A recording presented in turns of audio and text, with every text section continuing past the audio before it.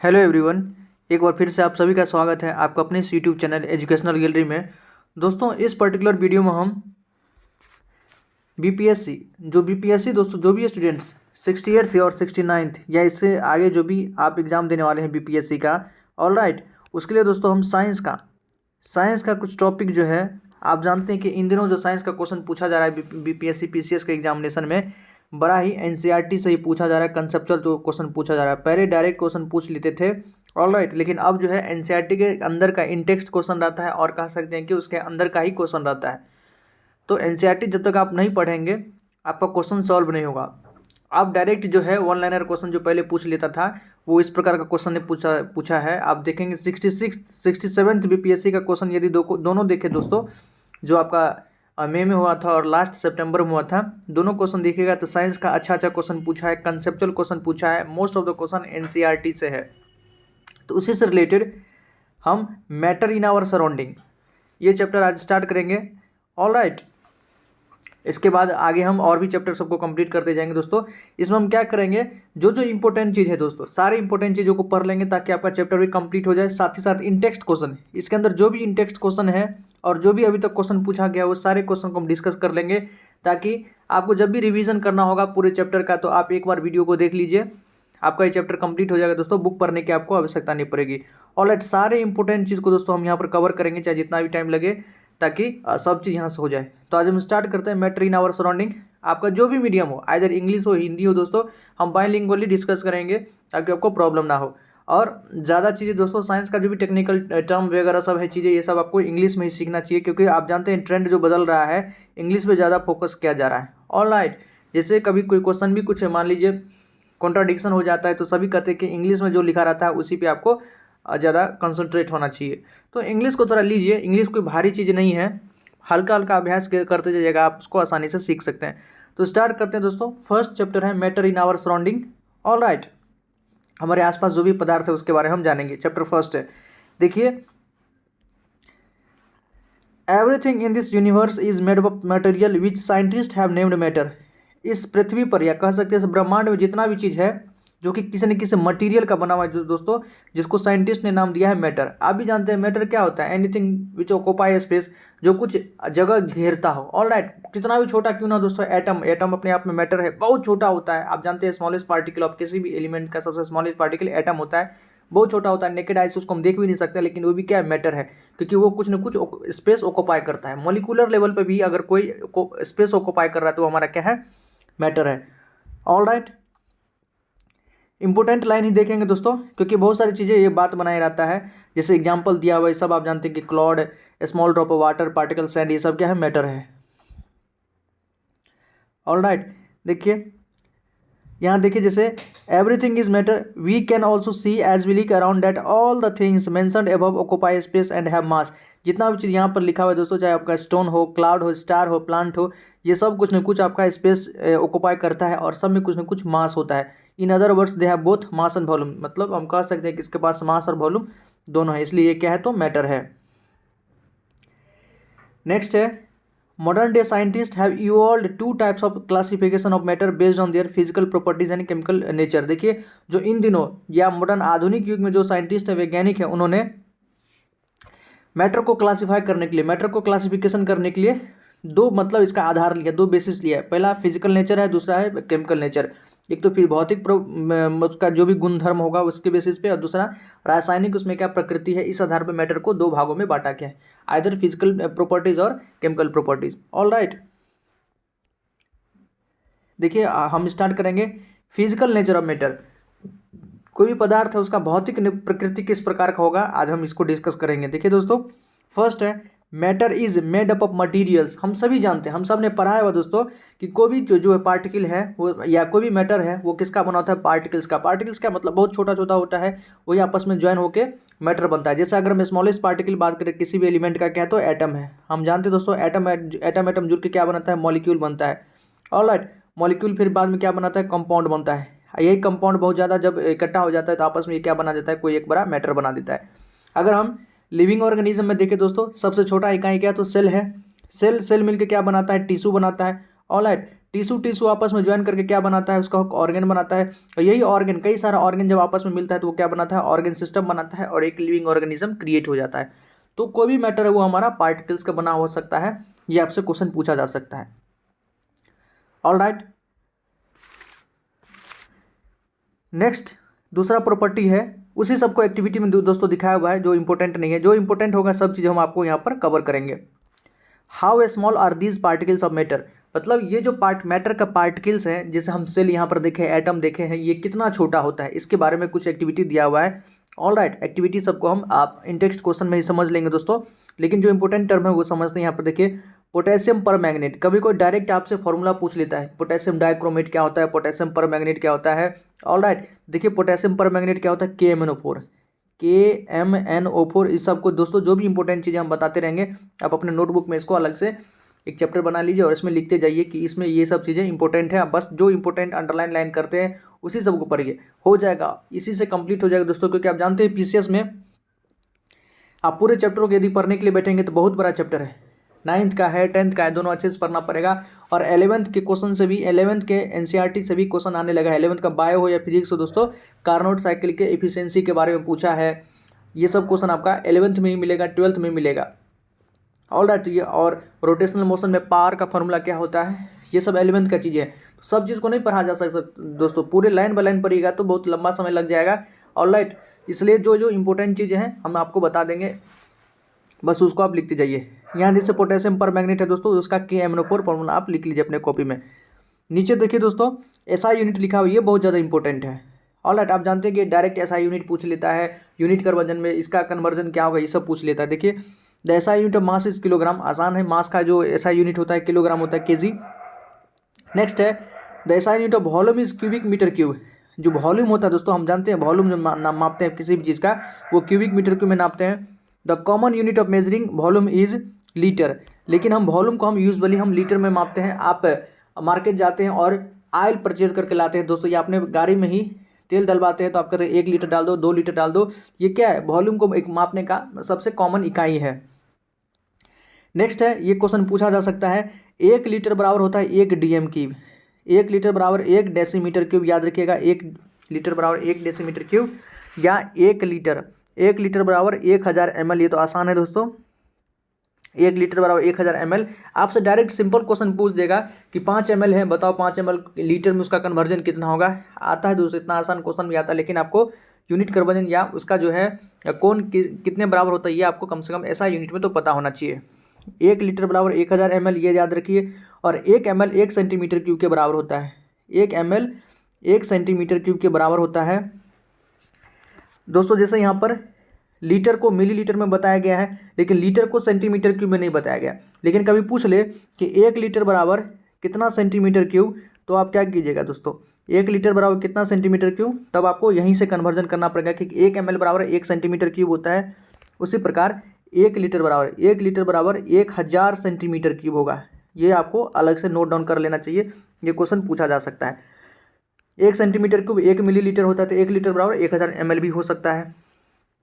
उसी प्रकार से 1 मीटर क्यूब दोस्तों, 1 मीटर क्यूब बराबर 1000 लीटर, याद रखिएगा, 1 मीटर क्यूब बराबर 1000 लीटर, ये भी ध्यान रखिएगा। तो ये दोनों आप एक्स्ट्रा लिख सकते हैं, ये आपके कॉपी यहाँ पर NCERT में नहीं लिखा हुआ है। 1 लीटर बराबर 1000 सेंटीमीटर क्यूब और 1 मीटर क्यूब बराबर 1000 लीटर, ये आप लिख लें। ऑलराइट, नेक्स्ट देखते हैं दोस्तों,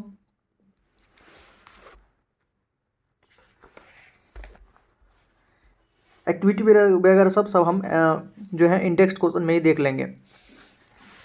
देखिए, the particles of matter are very small beyond our imagination, मतलब जो भी मैटर का पार्टिकल्स इतना छोटा होता है कि हमारे वो कल्पना से भी बाहर है, हम उसका कल्पना भी नहीं कर सकते, बहुत छोटा होता है दोस्तों।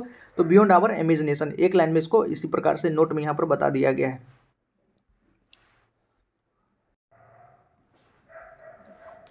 नेक्स्ट हमारा characteristics of particles of matter, जो भी मैटर का पार्टिकल्स है उसका क्या क्या कैरेक्टरिस्टिक्स हो सकता है, ये इंपॉर्टेंट है दोस्तों, यहीं सबसे क्वेश्चन बनता है। ऑलराइट, आपको लिख देगा कि मैटर का ये कुछ कैरेक्टरिस्टिक्स है, आपको बताना है कि इसमें से कौन करेक्ट है कौन इनकरेक्ट है। तो जो यहाँ पर बताया गया है वो सब आपका करेक्ट होगा, जो नहीं होगा इसके अलावा वो क्या होगा, आपका इनकरेक्ट होगा। तो देखिए, फर्स्ट कैरेक्टरिस्टिक्स है, particles of matter have a space between them, जो मैटर का जो भी पार्टिकल्स होता है वो आपस में दोनों के बीच में क्या होगा, स्पेस होगा। मान लीजिए एक पार्टिकल ये है, एक पार्टिकल ये है, एक पार्टिकल ये है, तो यहाँ देखिए ये स्पेस है, इसको क्या कहते हैं, इंटर एटॉमिक स्पेस कह सकते हैं, इंटर मॉलिकुलर स्पेस कह सकते हैं, इंटर पार्टिकुलर स्पेस कह सकते हैं। अगर एटम एटम के बीच में तो इंटर एटॉमिक स्पेस कह सकते हैं, मॉलिक्यूल मॉलिक्यूल के बीच में तो इंटर मॉलिकुलर स्पेस कहते हैं, आपने पढ़ा होगा। तो particles of matter have space between them, जो भी मैटर का पार्टिकल्स होगा उन दोनों के बीच में, सारे पार्टिकल्स के बीच में आपस में क्या होगा, तो स्पेस होगा। ऑल राइट, नेक्स्ट है दोस्तों, particles of matter are continuously moving. जो भी मैटर का पार्टिकल्स है, मान लीजिए ये सब मैटर, किसी मैटर का पार्टिकल्स है, ये आपस में क्या करता है, मूव करते रहता है, रेंडमली मोशन में होता है दोस्तों, ये आपस में क्या होता है, तो रेंडमली मोशन में होता है। तो particles of matter are continuously moving, इसको भी अंडरलाइन कर ले।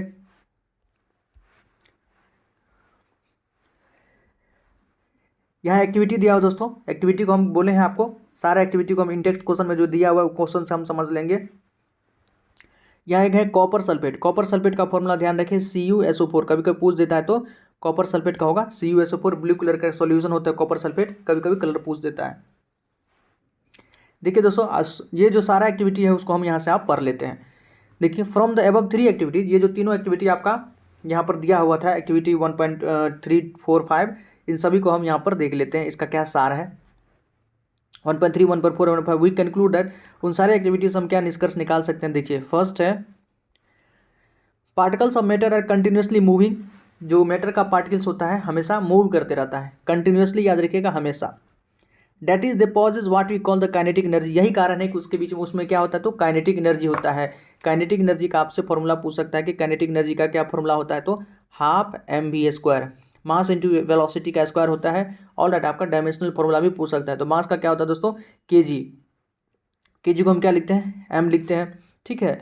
वेलोसिटी का क्या होता है, LT-1 मीटर पर सेकेंड होता है, तो LT-1 और उसका स्क्वायर है, तो ये हो जाएगा आपका mL2T-2। ये आपका काइनेटिक एनर्जी का डायमेंशनल फॉर्मूला। किसी भी एनर्जी का, आइदर काइनेटिक एनर्जी हो, पोटेंशियल एनर्जी हो, ग्रेविटेशनल एनर्जी हो, किसी भी एनर्जी का दोस्तों, सॉरी ग्रेविटेशनल एनर्जी का नहीं होगा, kinetic energy, potential energy, work done due to energy के का वर्क भी होगा, उसका भी डायमेंशनल फॉर्मूला यही होगा दोस्तों, mL2T-2। याद रखिएगा, ये क्वेश्चन पूछता है।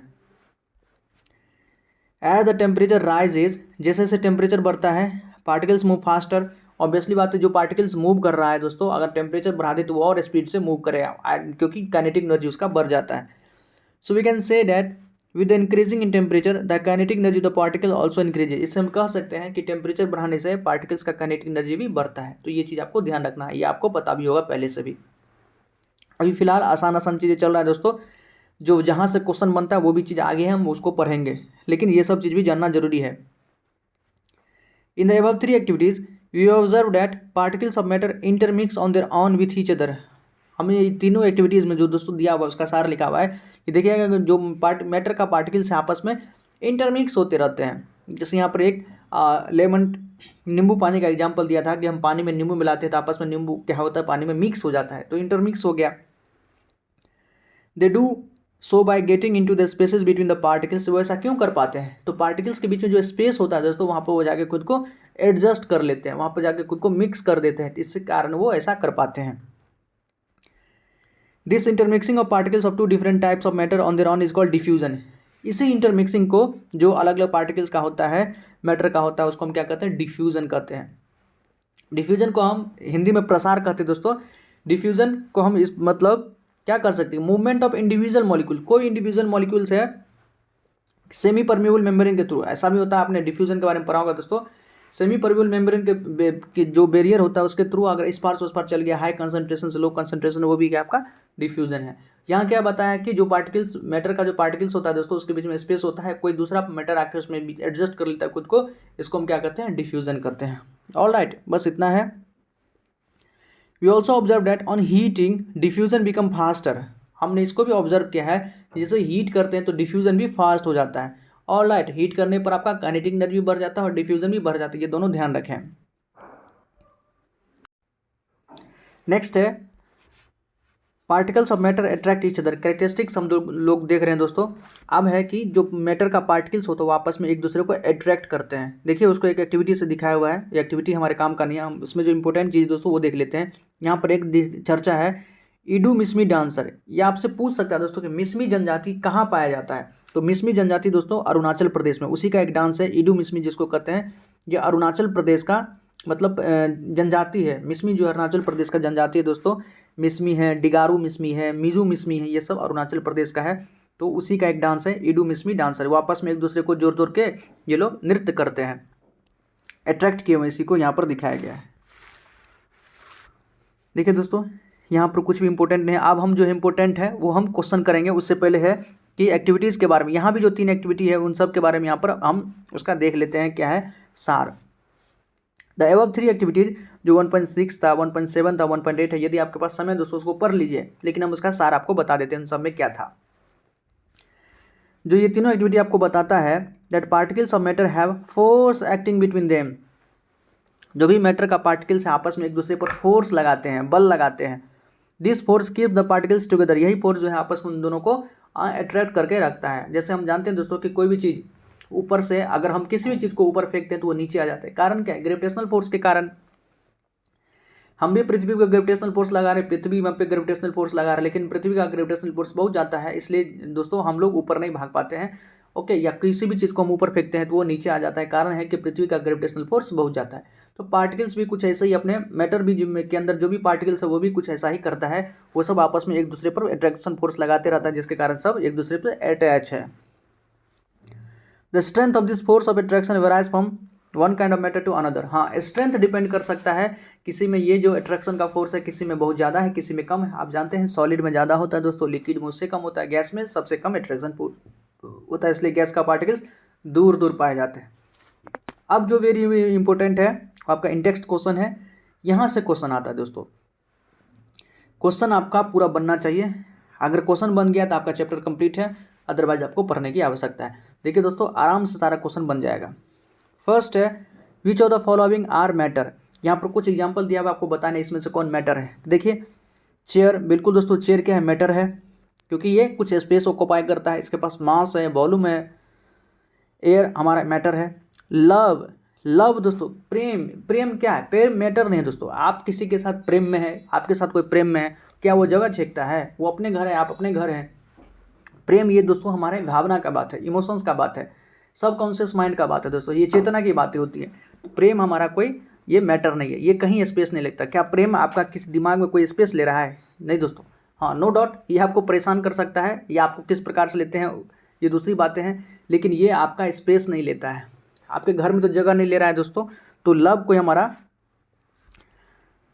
ये हमारा मैटर नहीं है। चेयर एयर है। स्मेल दोस्तों, स्मेल भी कोई मैटर नहीं है। हेट घृणा करना ये सब कोई मैटर नहीं है। आलमंड्स बिल्कुल अखरोट क्या है तो हमारा मैटर है। थाउट, थाउट भी दोस्तों हमारे मन में कोई विचार आता है, तो कोई विचार जो आता है दोस्तों क्या वो आपका बहुत ज़्यादा स्पेस ले लिया? आप कोई भी चीज़ पहले से रखे हुए थे, वहाँ पर आपके मन में कोई विचार आ गया था, क्या वो स्पेस खाली हो गया? ऐसा नहीं है। थाउट भी है जो कोई हमारा, ये सब चेतना की बातें होती है, ये भी कोई हमारा स्पेस नहीं लेता है, तो थाउट हमारा मैटर नहीं है।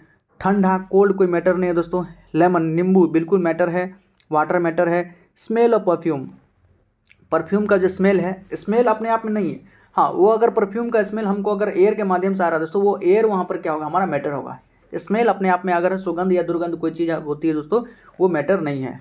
ऑल राइट, नेक्स्ट है give reason for the following observations. कुछ ऑब्जर्वेशन दिया हुआ है, आपको बताना है इसके पीछे कारण क्या है। देखिए the smell of hot sizzling food reaches you several metres away, but to get the smell from cold food you have to go close. देखिए कोई भी आपकी माताएं या हमारी माताएं दोस्तों, कोई भी घर में जब खाना बनते रहता है, मान लीजिए आपका मनपसंद का कोई चीज़ बन रहा होता है और आप कहीं दूसरे कमरे में हैं और बन रहा होता है किचन में, लेकिन जब वो सही से बन गया रहता है, देखिएगा उसमें से स्मेल आते रहता है, आप जहाँ भी रहते हैं आपको लग जाता है हाँ आज क्या बन रहा है, आपको पता चल जाता है। तो इसका स्मेल आपके पास वहाँ पर पहुँच गया, इसके पीछे कारण क्या है? तो दोस्तों हमने पढ़ा था जैसे ही फूड बनता है उसमें से जो स्मेल है वो आपके एयर के साथ डिफ्यूज़ हो गया है, एयर के साथ मिक्स हो गया है। एयर का जो पार्टिकल्स है उसके साथ यहाँ पर जो वेपर निकलते रहता है फूड से, ओके, ये उसके साथ डिफ्यूज़ हो गया, आपस में इंटरमिक्स हो गया, और ये तो चारों दिशाओं में फैल जाता है।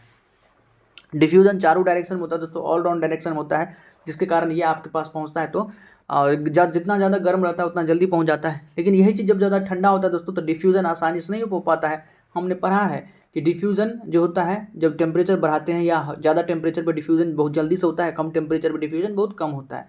यही कारण है कि गर्म खाना का जो है डिफ्यूज़न आसानी से हो पाता है तो हमारे पास उसका स्मेल आ जाता है, और जो ठंडा खाने के पास नहीं आता है तो हमको ठंडा खाने के पास जाके स्मेल लेना पड़ता है। तो this is because of temperature या डिफ्यूज़न कह सकते हैं। थर्ड है दोस्तों ए डाइवर मतलब गोताखोर।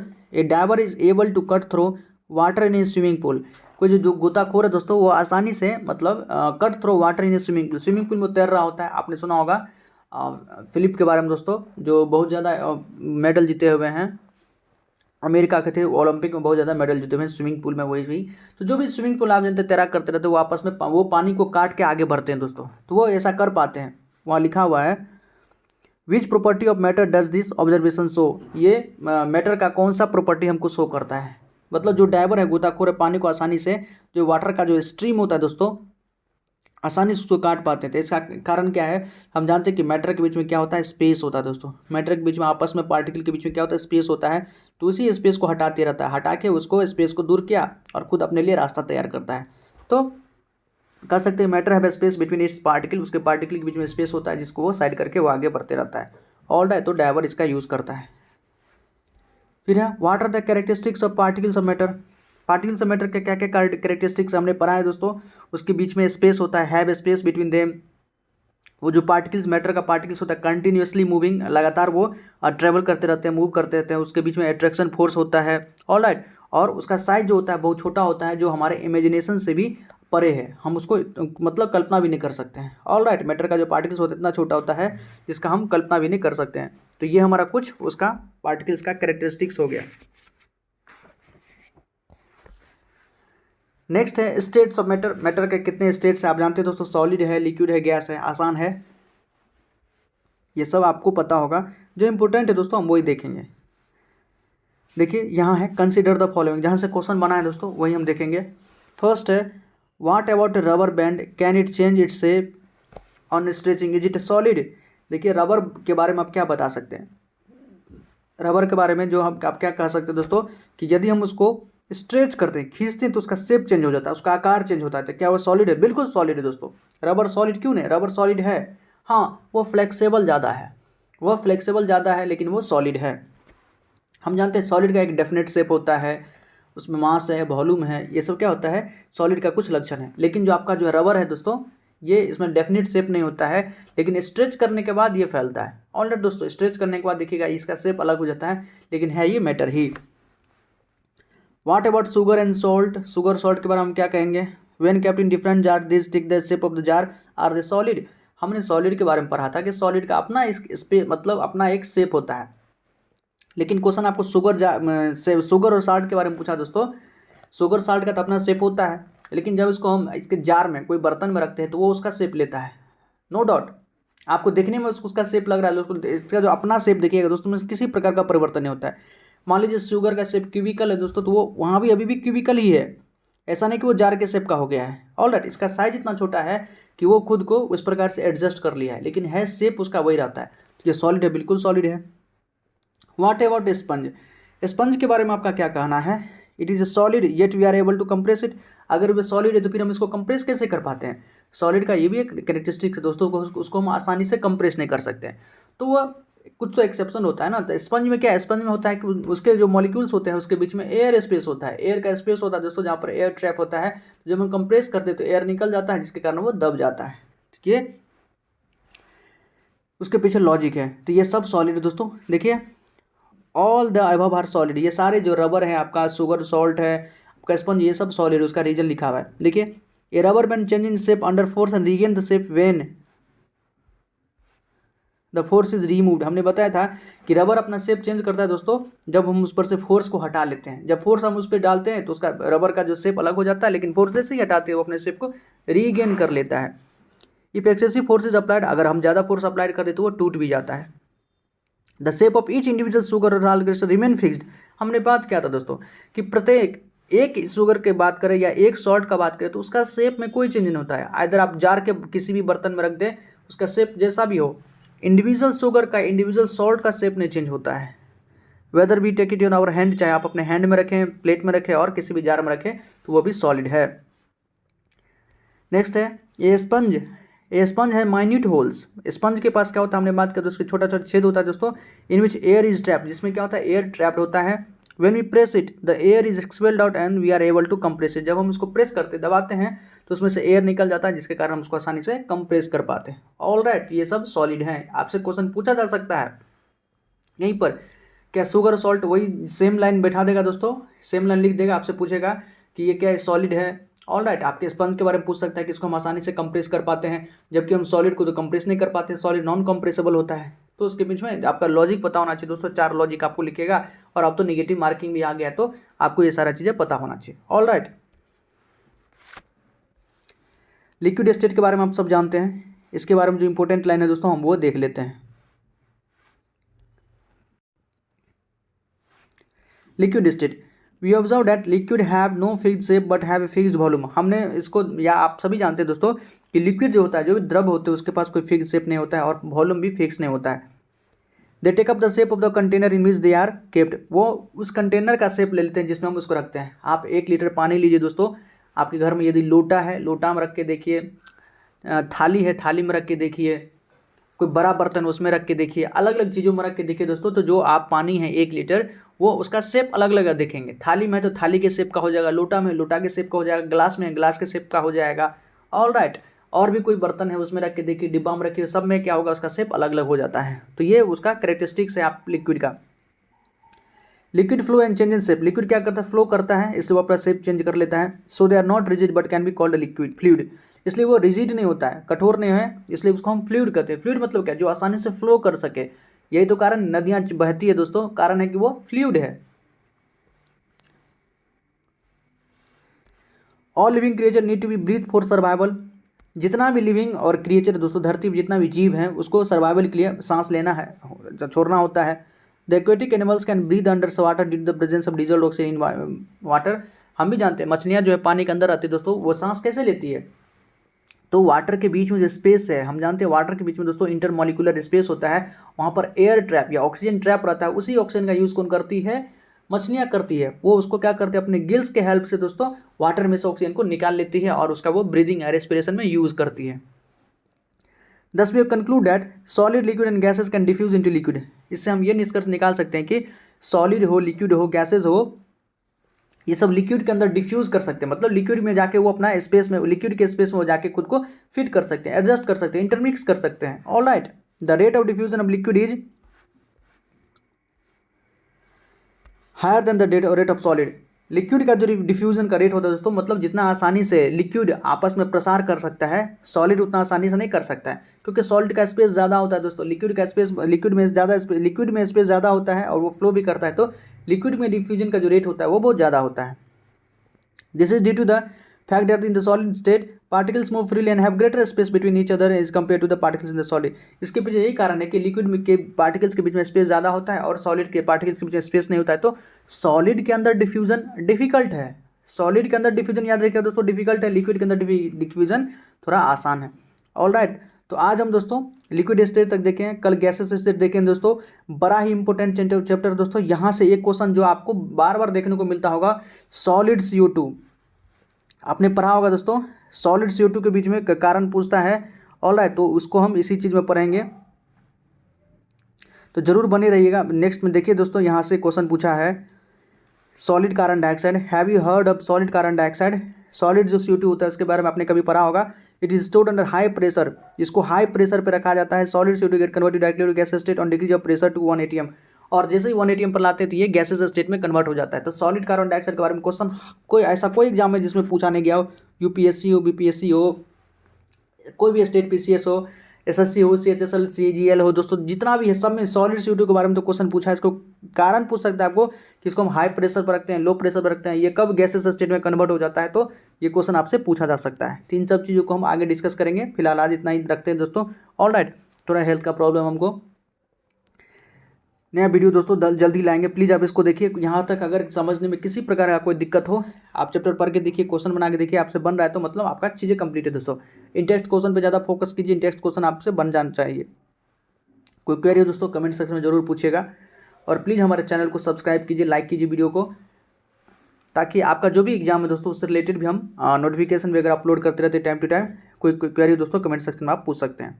और प्लीज़ चैनल को सब्सक्राइब कर लीजिए। बहुत बहुत धन्यवाद दोस्तों। जय हिंद।